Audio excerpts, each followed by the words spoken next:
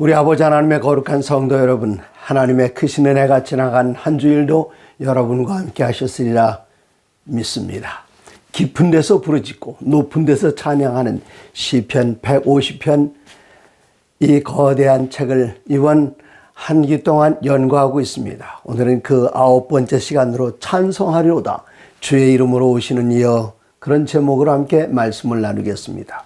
이 시편은 1편부터 150편까지 보면은 우리 그리스도인들이 사는 전반적인 삶에 대해서 여러 가지 다양한 경험에 대해서 이야기하고 있습니다만은, 요한복음 5장 39절에서 예수님께서 말씀하시기를 너희가 성경에서 영생을 얻는 줄 알고 이 말씀을 상고하지만 이 성경 말씀은 곧 내게 대하여 증거하는 것이라, 그렇게 말씀하셨습니다. 특별히 창세기부터 요한계시록 모든 책들이 예수 그리스도를 증거하고 있습니다만은, 특별히 시편은 예수님께서 이 세상에 오시기 전에 이 세상에 오셔서 어떤 모습으로 오시고 어떻게 생활하시다가 어떻게 돌아가시고 그분의 하신 일은 무엇이고 또 하늘에서는 어떤 역할을 하시고, 이런 모든 일들에 대해서 예수님에 대하여 미리 보여주는 아주 많은 부분들이 시편을 통해서 나타나고 있습니다. 이 시편에서 오늘 예수님을 만나보시겠습니다. 먼저 시편 23편을 여러분들에게 소개합니다. 시편 23편은 시편 150여 편들 가운데서 많은 사람들이 가장 많이 애송하는 시편입니다. 누구나 다 아시고 계시죠? 시편 23편은 여호와는 나의 목자시니 내게 부족함이 없으리로다. 여호와, 바로 우리 하나님께서, 우리 주님께서 우리의 목자가 되시고 나는 한 마리의 작은 양이 되어서 우리 주님께서 인도하신 대로 따라가기만 하면 앞에 아무런 걱정이 없습니다. 어떤 대적이 나타나도 걱정이 없고, 양식이 떨어져도 걱정이 없고, 마실 물에 대해서 걱정 없고, 가는 길을 잘못 찾아갈까 걱정이 없습니다. 나는 한 마리의 양이 되어서 우리 주님께서 어디로 인도하시는지 따라가기만 하면 그곳에 만족함이 있고 풍성함이 있습니다. 여호와는 나의 목자시니 내게 부족함이 없으리로다. 그가 나를 푸른 풀밭에 누이시며, 풀밭, 그 아름다운 초원에 누이시고 목마른 양들을 위해서 쉴 만한 물가로 인도하여 주십니다. 우리 주님만 따라가면 거기에 안전이 있습니다. 평화가 있습니다. 만족이 있습니다. 그런데 때때로 우리 주님을 한참 동안 따라가다 보면, 하늘에서 따라가는 것 말고 이 세상에서 우리 주님을 따라가다 보면 깜짝 놀랄 만한 길로 인도하시는데, 그 길은 어떠한 길입니까? 내가 사망의 음침한 골짜기로 다닐지라도, 때로는 주님께서 가시는 길 따라가다 보니까 사망의 음침한 골짜기입니다. 걱정하지 마십시오.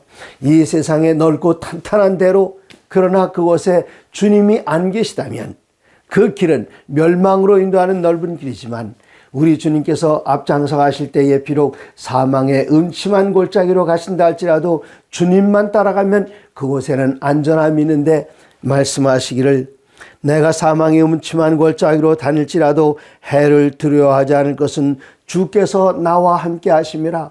우리 주님께서 함께 하시는 곳이라면 그것이 기와의 초 꽃밭이 아니라도 좋습니다. 그것은 찬바람 부는 추운 겨울 눈밭이라고 해도 좋습니다. 우리 주님께서 함께 하시는 그 길은 가장 안전한 길이고 평안한 길이고 저 영원한 생명 하늘로 인도하는 길이기 때문에, 주님께서 나와 함께 하시면 그곳에서는 주의 지팡이와 막대기가 나를 안위하시기 때문에 어떤 대적이 나타나도 주님 손안에 들려있는 막대기가 모든 대적들을 다 물리칠 수 있고, 주님 손에 들려있는 그 지팡이가 나를 어떤 구렁텅이에 빠진다 할지라도 능히 건져내실 수 있기 때문에, 우리 주님께서 함께 하시는 그 길이라면 아무런 문제가 없습니다. 여호와는 나의 목자시니 내게 부족함이 없으리로다. 이 목자는 어떤 목자입니까? 요한복음 10장에서는 예수님께서 당신이 우리들의 목자 되심을 이렇게 이야기하십니다. 요한복음 10장 11절에 말씀하시기를 나는 선한 목자라. 목자 여러 가지 종류가 있습니다. 그러나 예수님께서는 선한 목자입니다. 어떻게 선한 목자일까요? 선한 목자는 양들을 위하여 목숨을 버리거니와 우리 주님께서는 우리를 위하여 목숨까지 내놓으시는 목자이십니다. 이 세상에 많은 목자들이 있습니다마는 다만 주인에게 고용되어서 양을 치는 목자들은 악한 짐승이 다가오거나 원수가 다가오면은 자기 목숨 챙기느라고 도망가지만 우리 주님께서는 우리들의 목자가 되어서 우리를 위하여 목숨을 내주시고 우리를 생명으로 인도하시는 그분이십니다. 14절 나는 선한 목자라 나는 내 양을 알고 양도 나를 아는 것이 아버지께서 나를 아시고 내가 아버지를 아는 것 같으니 나는 양을 위하여 목숨을 버리노라. 우리 주님께서 이렇게 우리를 위하여 목숨을 버려서 아버지 품으로 인도하신다면 우리들이 해야 할 일이 있습니다. 16절입니다. 또 이 우리에 들지 아니한 다른 양들이 내게 있어 내가 인도하여야 할 터이니 그들도 내 음성을 듣고 한 무리가 되어 한 목자에게 있으리라. 우리는 하나님의 거룩한 울타리 안에 들어와 있는 양입니다마는 아직도 울타리 바깥에 있는 양들이 있습니다. 우리들은 우리 주님과 함께 나가서 그들 앞에 증거해야 됩니다. 우리의 목자가 얼마나 좋은 분인지, 목숨까지 내놓으시는 그 아름다운 목자, 선한 목자라는 사실을 아직까지 이 울타리에 들어오지 않은 그 양들에게 나가서 그들을 이 울타리 안으로 이끌어 드리는 일에 우리 목자와 함께 동역해야 할 것입니다. 우리들이 할 일은 아무것도 없습니다. 이 목자가 얼마나 좋은지를 이야기만 하면 됩니다. 이제 또 살펴보셔야 할 시편은 바로 조금 전에 보았던 시편 23편 바로 23편 앞에 22편입니다. 22편을 읽다가 보면 거기서 또다시 우리 주님을 만나게 됩니다. 시편 23편 이곳에서는 고난받는 메시아, 십자가 위에 달리시는 메시아를 이곳에서 만나게 됩니다. 22편 7절입니다. 나를 보는 자는 다 나를 비웃으며 입술을 비죽이고 머리를 흔들며 말하되 그가 여호와께 의탁하니 구원하실 걸 그를 기뻐하시니 건지실 걸 하나이다. 언제 그렇게 했습니까? 예수님 십자가에 달려 돌아가실 때에 그 밑에 있는 사람들이 외칩니다. 내가 만일 하나님의 아들이든 내려와라. 내 자신을 구원해봐라. 그리고 십자가에 함께 달려있는 한쪽의 강도도 똑같은 얘기를 하고 있습니다.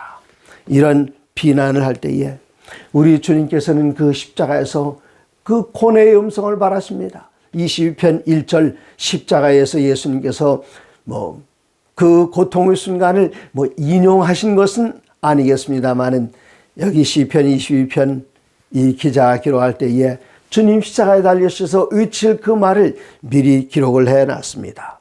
내 하나님이여 내 하나님이여 어찌하여 나를 버리셨나이까? 엘리 엘리 라마 사박다니. 하나님 어찌하여 나를 버리셨나이까?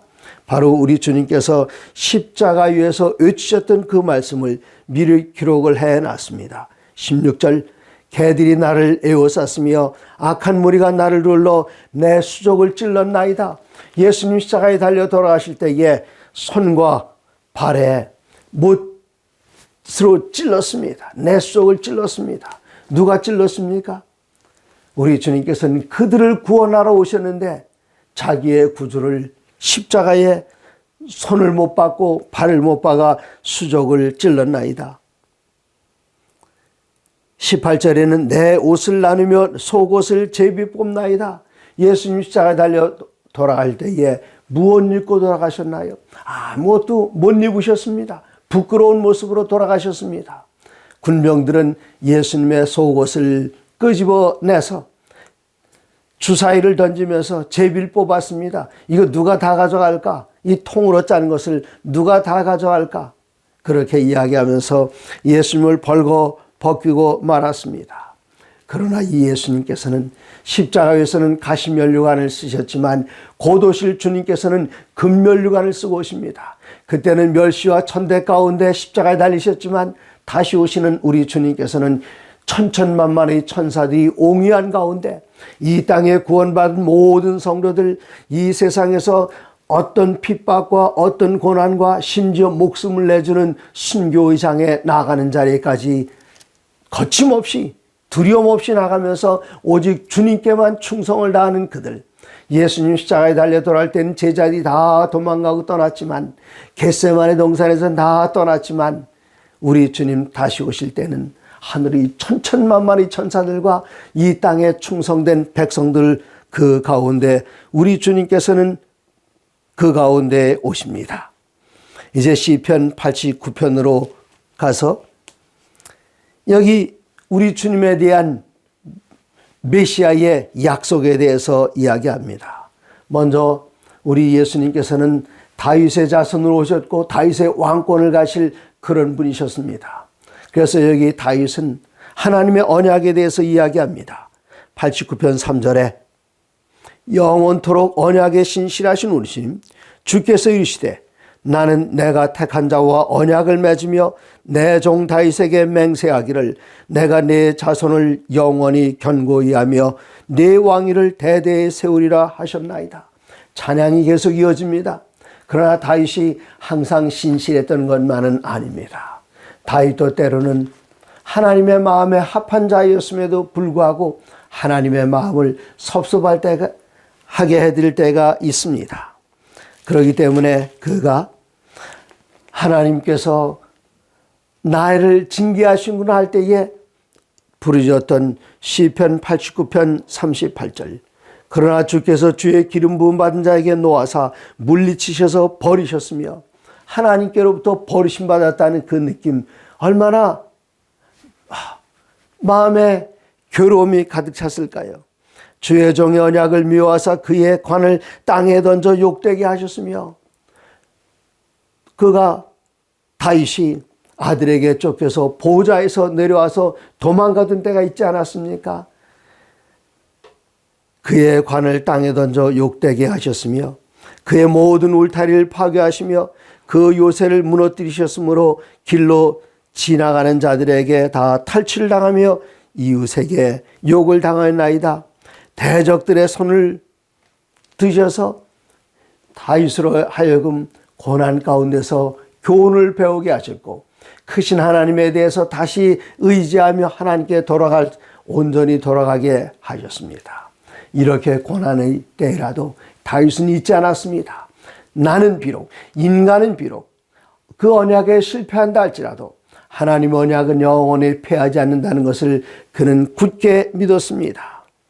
그러므로 46절에 이렇게 외칩니다. 여호와여 언제까지니까 스스로 영원히 숨기시리까 주의 노가 언제까지 불붙듯 하시겠나이까 나의 때가 얼마나 짧은지 기억하소서 주께서 모든 사람을 어찌 그리 허무하게 창조하셨는지요. 나의 때가 얼마나 짧았는지 인간을 진토로 지으신 것 주님께서 기억하시지 않습니까? 이렇게 내버려 두실 수는 없지 않습니까? 어느 때까지니까 다윗이 하나님께 정말 간절하게 외칩니다.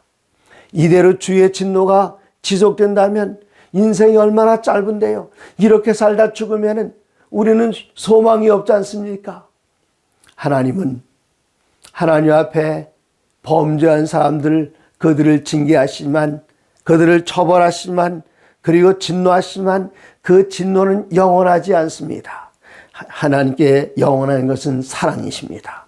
하나님께서는 끝까지 인내하시고 기다리시다가 마침내 돌아오기만 하면 그들을 감싸주시고 그 상처를 치유해 주시고 그들을 오른손으로 붙드셔서 당신의 충만한 하나님의 거룩한 성령의 기름으로 그들의 모든 상처를 다 깨끗하게 낫게 해줍니다. 인간은 하나님에 대한 언약에 실패했지만 하나님은 실패하지 않으시고 마침내 메시아를 우리에게 보내십니다. 그 언약의 절정인 메시아를 우리에게 보내셔서 우리를 상처나게 한 그 죄로부터 당신의 보혈로 온전히 깨끗하게 정결케 하시고 우리를 구원의 손길로 인도하시는 그 메시아를 주시겠다는 불변의 약속 마침내 이루어져서 예수님께서 이 땅에 오셨습니다. 그리고 우리를 위하여 돌아가셨습니다. 채찍에 맞으셨습니다. 그러나 거기서 끝나지 않으셨습니다. 이 예수님께서는 언약의 한때는 불성실했던 그 백성들을 위하여 당신의 피 흘렸었던 예수님께서는 마침내 이 백성들을 구원하기 위하여 죄와 상관없이 바라는 자들에게 이 메시아는 두 번째 나타나실 것이 약속되어 있습니다. 이 메시아에 대하여 더 봅니다. 이분은 어떤 분이셨을까요? 시편 2편으로 갑니다. 여기 놀라운 말씀이 있습니다. 그 시편 2편에 보시면은 1절, 어찌하여 이방 나라들이 분노하며 민족들이 헛된 일을 꾸미는가. 이 세상에는 모든 사람들이 제멋대로입니다. 하나님께서 없는 것처럼, 우리를 구원할 그분이 없는 것처럼, 짐승처럼 그렇게 살아가고 있습니다. 그들은 마치 2절, 세상의 군왕들이 나서며 관원들이 서로 꾀하여 여호와와 그의 기름 부음 받은 자를 대적하여 우리가 그의 맨 것을 끊고 그의 결박을 벗어버리자 하는도다. 그들이 비록 말로는 하지 않습니다마는 그들의 생각과 그들의 행동한 모든 것을 보면은 우리 주님께서 그들을 얼마나 구원하기 위하여 애쓰고 계십니까? 그러나 이거 다 끊어버리고 내 멋대로 하자. 그들이 스스로 계획을 세우지만 하늘에 계신 분은 그들을 보시고 4절, 하늘에 계신 이가 웃으시며 주께서 그들을 비웃으시리로다. 그들이 하는 일 보면은 하나님께서는 그들을 구원하기 위하여 그토록 애쓰지만 그들은 하나님으로부터 떠나가려고 또 무진장 애를 쓰고 있습니다. 그러나 그때에 우리 하나님께서는 이들을 구원할 한 분을 세우십니다. 2장 7절입니다. 내가 여호와의 명령을 전하노라. 하나님께서 선포하십니다. 선포하신 내용은 7절, 여호와께서 내게 이르시되 너는 내 아들이라 오늘 내가 너를 낳았도다. 하나님께서는 말씀하십니다. 너는 내 아들이라 내가 오늘날 너를 낳았다. 그런데 한 가지 질문이 있습니다. 하나님께서는 예수 그리스도를 오늘날 내가 너를 낳았다, 너는 내 아들이라 말씀하시는데 예수님께서는 언제 하나님의 아들이 되셨을까요? 예수님께서는 원래 만세전부터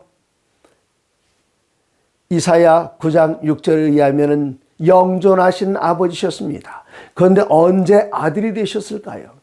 그 아들 된 시점에 대해서 어떤 분들은 예수님 침례받으실 때에, 어떤 분들은 이 세상에 베들레헴에 태어나셨을 때에 그렇게 이야기합니다마는 바로 이 말씀을 사도 바울은 로마서 1장 4절에서 분명하게 해석을 해줍니다. 로마서 1장 4절입니다. 로마서 1장 4절에 성결의 영으로는 죽은 자들 가운데서 부활하사 능력으로 하나님의 아들로 선포되셨으니 곧 우리 주 예수 그리스도시라. 죽은 자들 가운데서 능력으로 하나님의 아들로 선포되셨으니 예수님께서 하나님의 아들이 되신 것은 부활하셨을 그때에, 부활하실 때에 그때 하나님의 아들이 되셨습니다. 그 말씀을 미리 예언하여 말씀하시기를 시편 2편 7절에 내가 여호와의 명령을 전하노라. 여호와께서 내게 이르시되 너는 내 아들이라 오늘 내가 너를 낳았도다. 어떻게 낳으셨습니까? 부활을 통해서 낳으셨습니다. 예수님께서 부활하지 못하셨더라면 예수님은 하나님의 아들이 되실 수 없습니다. 예수님께서 부활하신 그때에 우리 하나님께서는 말씀하시기를 오늘 내가 너를 낳았도다 그렇게 말씀하십니다. 그리고는 이야기하십니다. 8절 내게 구하라 내가 이방 나라를 내게 유업으로 주리니 내 소유가 땅끝까지 이르리로다. 예수님의 주권 안에 이 세상 모든 나라들이 들어올 것을 이야기하십니다. 그리고는 9절에 말씀하시기를 내가 철장으로 그들을 깨뜨리며 질그릇같이 부수리라 하시도다. 옛날 이집트의 왕들이 등극하게 될 때에 그들은 여기 질그릇들을 많이 갖다 놓습니다. 그리고 그 질그릇들에는 이웃의 나라 이름들 다 적어 놓습니다. 그릇 하나에 나라 이름 하나씩 다 적혀 있습니다. 그리고 그 왕으로 등극하게 되면 철장으로 새로 만든 지팡이, 새로 만든 홀로 거기에는 질그릇들을 하나씩 다 깨뜨려 버립니다. 이 질그릇을 깨뜨리는 것이 여기는 모든 나라들이 자기의 휘하에 있다, 그의 통치 아래 있다는 것을 나타냅니다.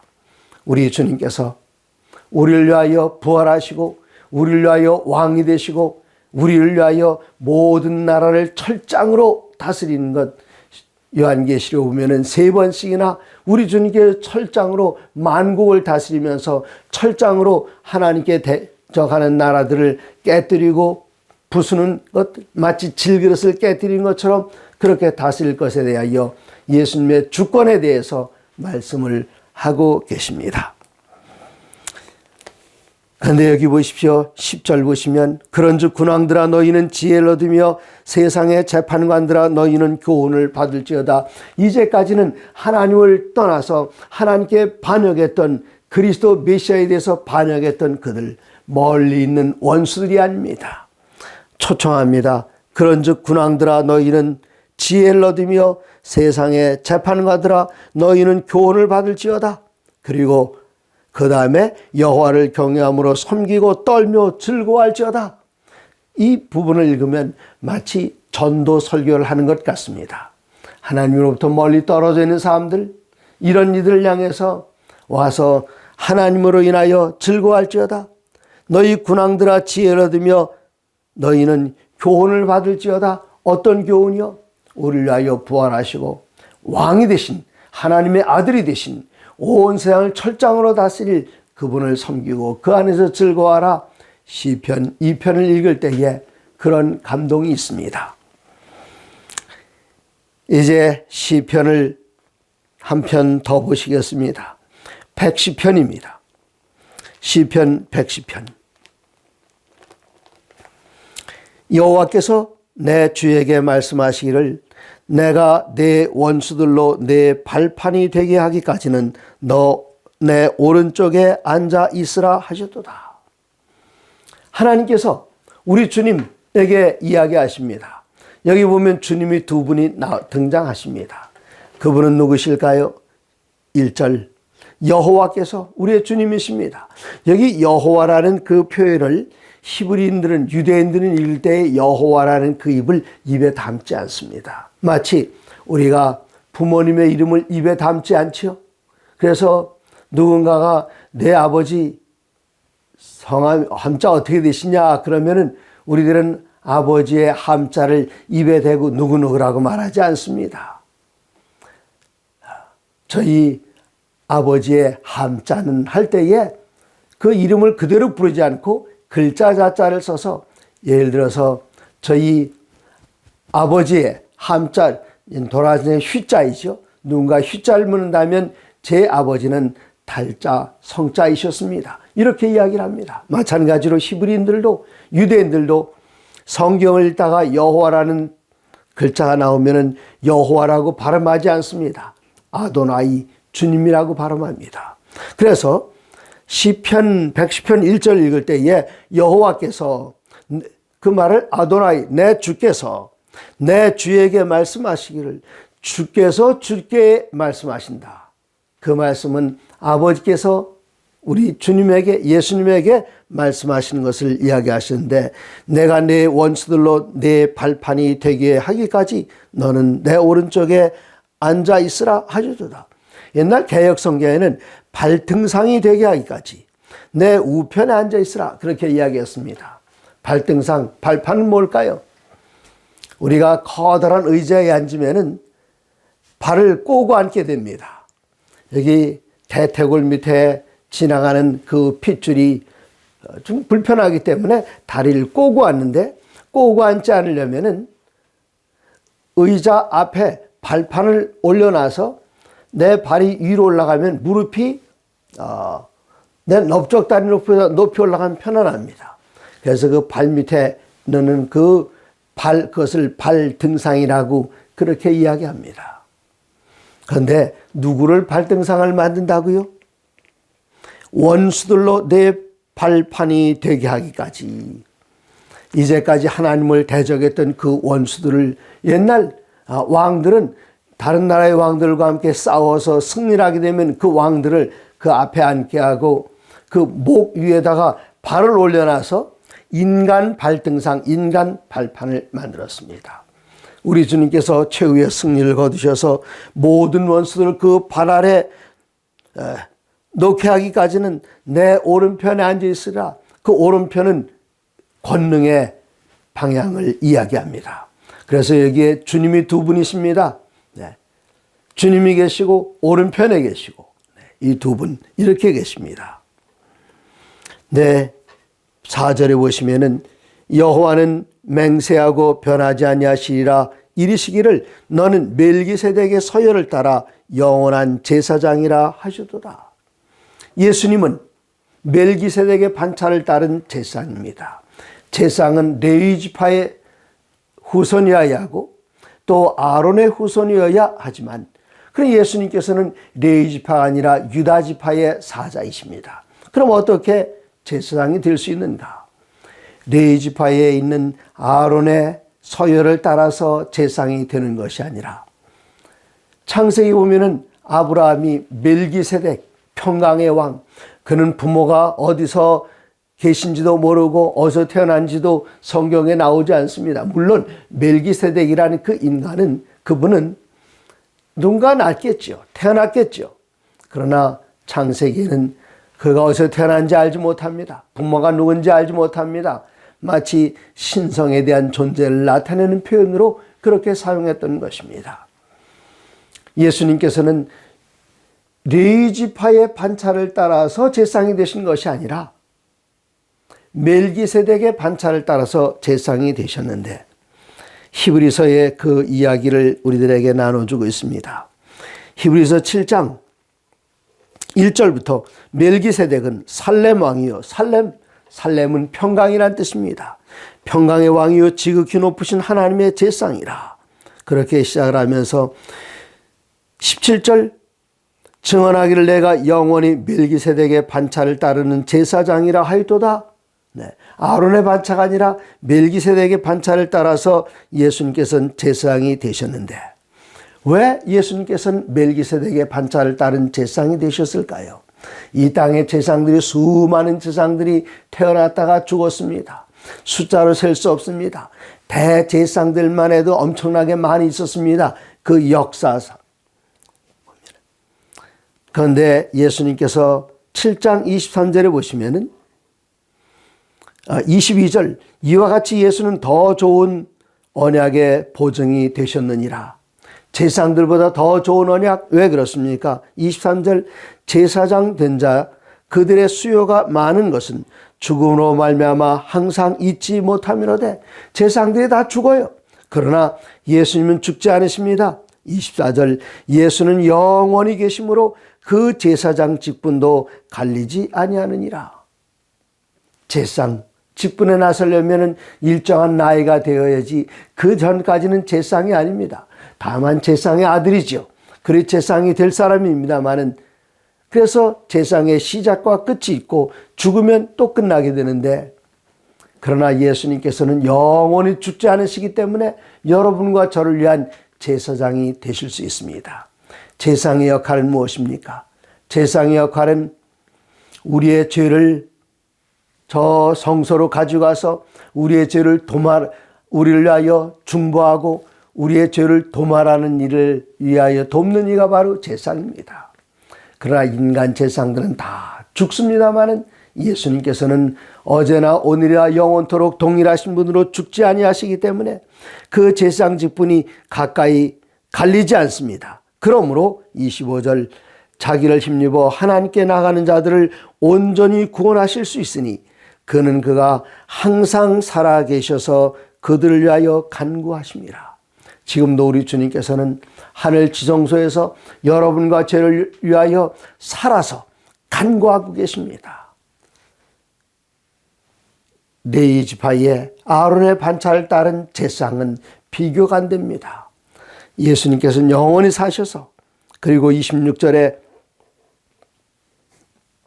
멜기세덱의 반차를 따른 제사장은 우리에게 합당하니 거룩하고 악이 없고 더러움이 없고 죄인에게서 떠나 계시고 하늘보다 높이 되신 자라.